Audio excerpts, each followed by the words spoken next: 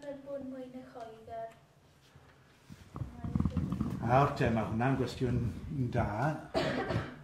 Gymraeg yn arfer siarad neu iaith tebyg i beth i ni siarad nawr, Gymraeg, yn siarad trwy Lloegr a Chymru a De'r Alban.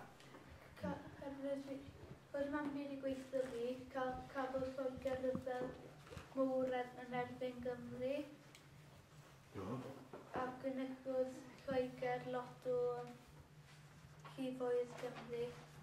Na ti, pan ddath y Saeson draw i Lloegr, fe ddechreuon nhw Gymru drosodd y tir yn Lloegr. Cenhedloedd yr Angles a'r Sacsonied, a'r Saxon sy'n rhoi gair Saeson i ni, wrth gwrs. Yn Saesneg, maen nhw'n gweud English o'r Angle yn Gymraeg, yn ni'n gweud Saeson o Saxon. Felly Anglo-Saxon.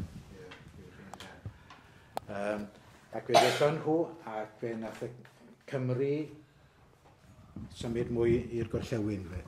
Gymeron nhw drosodd y tiroedd.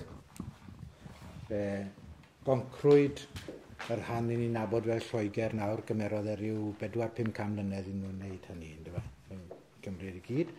Mae'r rhannau o Lloegr yn dal i fod yn debyg i Gymru o ran enwau ac yn y blaen. Mae rhai geiriau Cymraeg fel Dofer, gair Cymraeg yw Dofer, Dwfwr, Mae Llundain, gair ffurf Gymraeg yw London, Londoniwm, o'r Lladin, ac wedi dod trwy Gymraeg.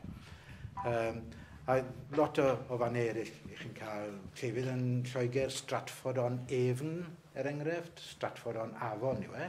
Avon yw enw yw'r gair sy'n cael ei ddefnyddio.